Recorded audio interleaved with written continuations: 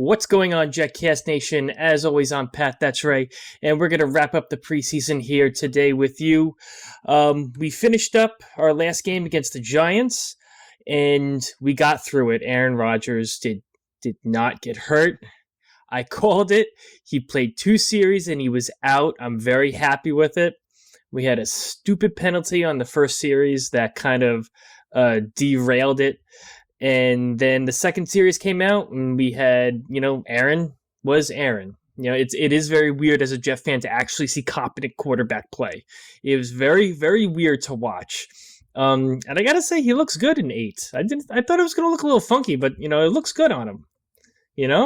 So I don't really have much more to add than as far as Aaron goes. I'm happy he didn't get hurt. I think he played fantastic. I didn't really think he needed to play, but if this is what he needs to get a quick start to the season, I'm happy about it. What are your final thoughts on that, Ray?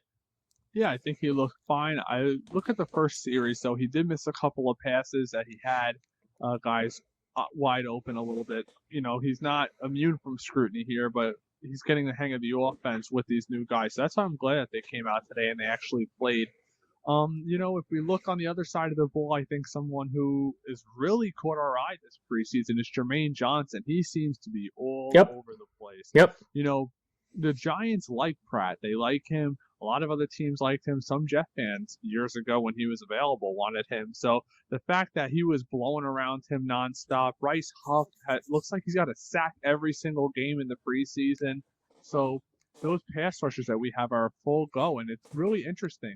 I think there's a potential chance that Lawson starts the season and he's not healthy. So if that ends up being the case, I could see Jermaine Johnson possibly filling in that role right away as he was playing with the ones today, and he was playing pretty well.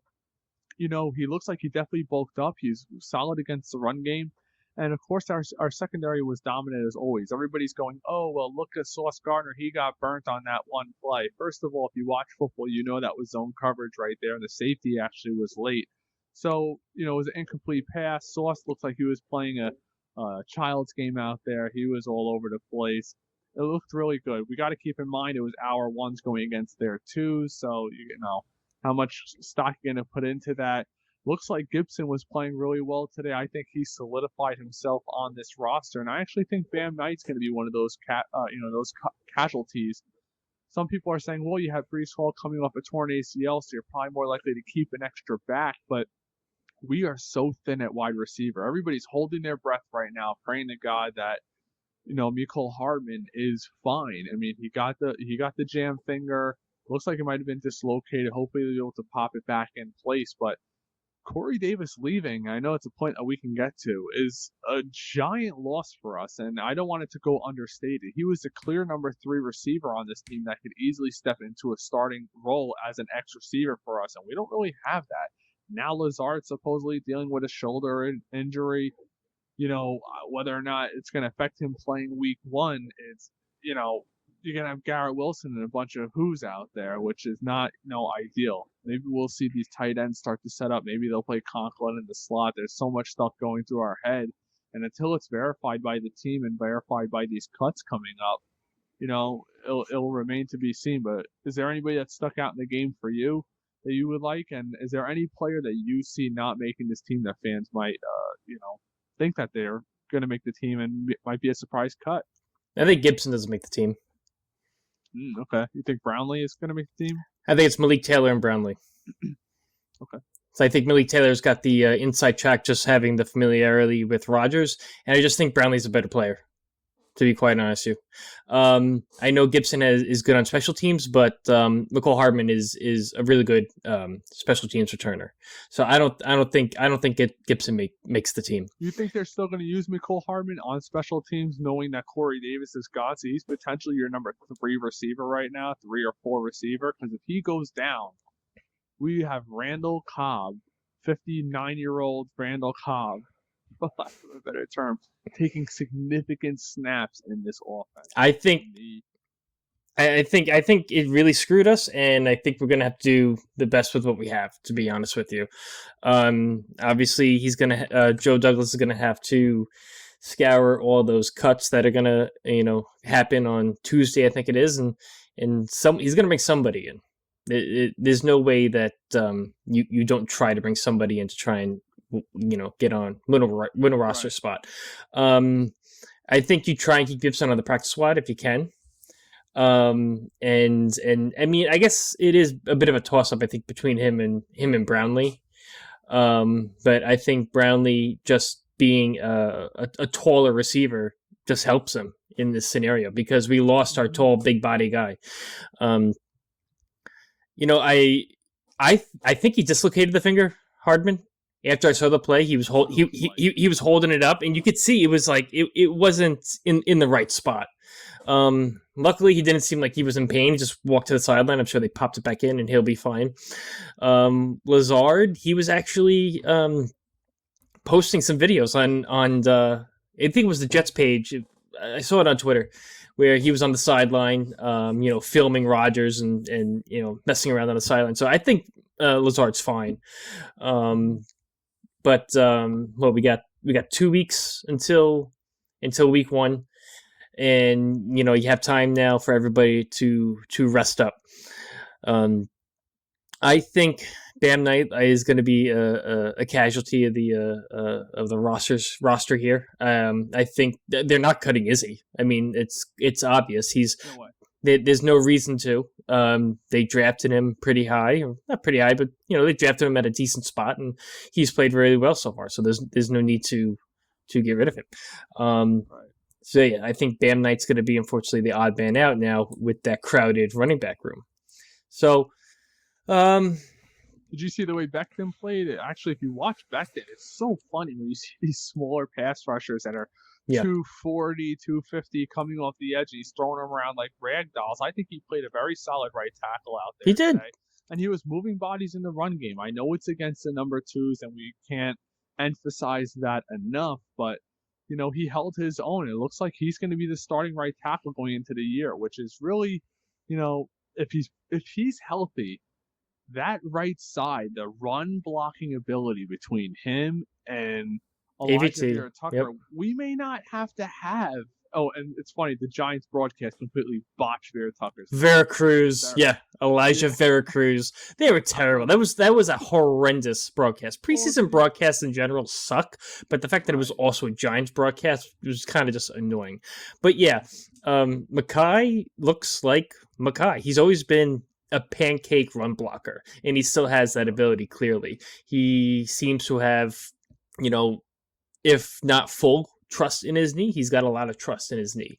And I think the rehab and the training, the trainers at One Jets Drive really did a great job with him. I think on Thursday he had an off day, and there was some things on Twitter, on social media saying, oh my God, he's not practicing, is he hurt? It's like, no, he was given a rest day. The trainers are working with him. It's fine. So they brought him back, I think, correctly. He seems very strong on that right side.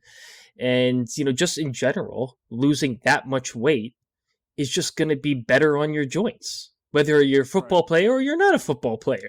He's trying to get paid after this season. I think that's another motivating factor. It's no longer the rookie deal. He doesn't have a 5th-year option. We might be, I know it's a different position, and I hope to God, my lips to God's ears, that we are in that Daniel Jones scenario next year with him, where we look like fools declining that 5th-year option and have to franchise tag him or extend him. The only good thing about that's a good thing. I mean, it will be annoyed about it, but it would be a good thing because you actually have a building block on the line. Another one. And Corey Davis retiring frees up that money. This is something that a lot of Jeff fans, I want to stress too. They're always like, oh, well, Brownlee's showing out. There's a reason why he didn't get any snaps with the ones today, because, he's an undrafted free agent, and Corey Davis retiring this late into, the off season. I really think, in talking to Paul Riley and some of the other people we know that are around the league, the Jets most likely would have been interested in bringing in a guy like DeAndre Hopkins, or maybe they go to match what Odell got with the Ravens. People forget that the Jets were willing to offer a significant amount of money to Odell Beckham, but he got a few $1 million more from the Ravens, and he gave the opportunity to the Jets to match. If the Jets were to know that they would have another $10.5 million coming off the cap, I think without a doubt Odell Beckham would have been a New York Jet right now. I didn't even think about that. I didn't even realize that. He really screwed us with the timing of this. He really did. I don't know if I don't know what he's going through personally. I pray that he is, at a peace of mind and whatever he's dealing with. Maybe he just lost the love for the game, because reports that are coming out now from Rich Cimini supposedly that he was talking to players in the locker room as camp was starting. So you're talking well over a month ago that he was contemplating retirement at the time. And listen, and the NFL is ruthless. You can cut players at any second and they don't have a job, and that's it. So I understand the ball was in his court. It's just a little sucky that the timing didn't work out. If he would have made this decision prior to coming into camp when free agency was open, when Odell was looking for a team, there's no doubt in my mind he'd be a New York Jet. And adding a guy like that, of that caliber, stops defenses from now rolling coverage to Garrett Wilson, because we all see what he did today. The guy is magical. And you're going to see defenses starting to roll coverage there. And we're going to have to rely on a guy like Lazard to win those one-on-one coverage. Cole Hardman to win that one-on-one coverage. Conklin to win that one-on-one coverage. And a player that has been standing out from what I'm hearing in camp, and we saw in today's preseason game, Jeremy Ruckert looked pretty damn good. He threw a safety to the ground pretty damn easily today. So he was practicing with the ones. Right? I was at camp on Wednesday, and he was practicing with the ones, and I tweeted it out because I was so pumped. He is looking fantastic. And the fact that he's a Long Island guy is just icing, it's just the cherry on top, to be honest with you. Are you worried that Dwayne Brown, his first action is going to be week 1? I am, but then when I really think about it, the guy's been in the league since I was born. So, I mean, it's like Aaron Rodgers almost, how I think about it. Did Aaron Rodgers need to play today to prove to people that he could play? I mean, no. He's practiced this week. He's going to practice all next week. And then the game's not till Monday. Think how far away that is. So he's going to get a solid 2.5, 3 weeks of practice, and they probably want to bring him back at our own pace, almost like Mekhi Becton. I thought Mekhi, and I'm glad I was wrong. I thought he was going to struggle moving to the right side. He hasn't played that since, his sophomore year of college? So you're talking years and years ago, and he seems to me it's a seamless transition. Dwayne Brown is like us driving a car. It comes naturally playing left tackle to him. So, and a good thing is I'd be worried if he was playing next to a new left guard and with a new center. This offensive line is cohesive going across the board because Mekhi got hurt so early on that Dwayne Brown played all last year next to Tomlinson and next to McGovern. So, that's why I feel more comfortable with him coming back and not having to get live, bullets thrown at him. As long as everybody stays healthy, and that is asking for a lot on the offensive line, but as long as everyone stays healthy, they should be a very good, anywhere above average to really good offensive line. But yeah, I guess you're right. He's going to have a lot of reps in there because Billy Turner is just not it. I didn't see much from him this today against the Giants. But he's just not it. So defensive side of the ball is not much to talk about other than JJ looks fantastic, like we already touched on. Imagine you're a second teamer and he's the guy you're going up against. He destroyed the double team, forced Taylor out of the pocket, and Jermaine Johnson swallowed him up, which was pretty cool to see. Right, and again, it's not against starters, so there's obviously you need to take that into account. But I'm just excited to see them play week 1. I think the Bills are going to have a real rough time against this defense. They already have, last year had a real hard time with them, and it's all the same guys coming back minus Quan. So I'm pumped for it. So, I think that we go with 6 wide receivers. I think, like I said, Malik and Brownlee make it. Bam Knight is going to get cut, unfortunately. Hopefully he's on the practice squad.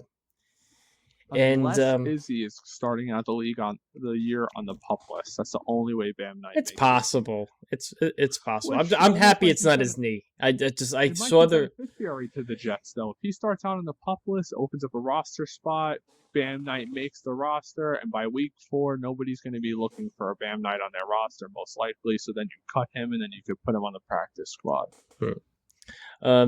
Zach did not play very well. This game. There's ups and downs. I think there was a couple of drops. I mean, that was a beautiful throw to Mecole Hardman. He's got to catch. There's a beautiful throw to Gibson. He drops it. So yeah, he's not being helped out. But when he was out there with the ones for I think like 2 series or so, it was choppy. He missed some real layup throws that Aaron is going to put right on someone's hands or right in their chest. So Tim Boyle played great, but again, it's against second and third teamers, so it is what it is. He's going to end up he'll get cut. He'll end up on the practice squad probably. Yep. And I just hope as the season goes on, we never see Zach Wilson play at all. That's right. That's all you can hope for. So we're gonna do another one of these in about a week, I think. As we gear up to get into the season, we're gonna get some new guests in here to talk about what their expectations are. If you guys like this content, if you're a diehard Jets fan and you want more from us, please give us a subscribe. It really helps Ray and I put this channel together. So, Ray, any last words before we go? Yeah, screw Madden for giving Elijah Vera-Tucker a 79 overall rating. What the hell is that car? 79. Madden. I got something for you, and this is not exactly Jets related. On HBO, I watched BS High. Do you know what that is? No. Okay, so do you remember a few years ago, Bishop Sycamore High School? You have any idea what I'm talking about? There was basically a fake high school in Ohio that the kids they didn't go to class and all they did was play football, and some of them were actually college students playing football, and it was a money scheme. It was a money scheme, and HBO just did a special on them, a docuseries. Check that out. I can't believe you didn't hear about this. Anyway, it's on HBO? It's on HBO. Their practices consisted of them playing Madden. And I'm not kidding. Like Tyreek Hill. Tyreek Hill says he doesn't even scout the opposing cornerback. He actually goes on Madden and looks at their their ratings, their man coverage, their zone coverage, their press coverage. The head coach, or the only person that was actually employed by the school, his name was Roy Johnson, and he was actually, I forget what it was, but he was actually an equipment manager for the Jets back in 97 and 98 when Parcells was running the team. So you end up, the series starts out with a bunch of Jets highlights of Parcells and Bill Belichick as the defensive coordinator. So it was really interesting. The whole thing ended up, I don't want to give it away, but they played IMG Academy, which is one of the best top football schools in the entire country, and they got their asses handed to them on national television on ESPN. It was 52-0. And then after that, there was an investigation, and then this all came out. It was pretty wild. You need to check it out. Check that out. Check it out. But when you said Madden, I went right to that. Their practices consisted of them just playing Madden. Overall. I mean, this is how bad the Madden people are. They have Bryce Hall as a 78, I believe it might be part of the second. The potential. He's terrible. Bryce Hall, I can't. The best slot corner in the NFL who plays on the Jets, and Carter Jr. is a 73 overall. One of the worst corners in the game. That makes sense. All right. EA, get your shit together. Get your shit together.